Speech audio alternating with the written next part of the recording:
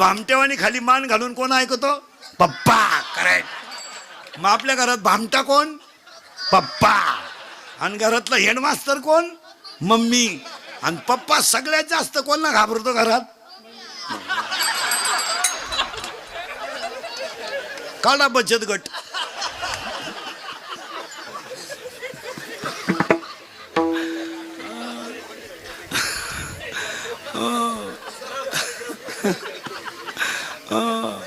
हो पोरांनो, लवकर आजी उठती का मम्मी? आजी. करेक्ट. आणि निवांत उठून पहिला चहा ढोशीती ती मम्मी. करेक्ट.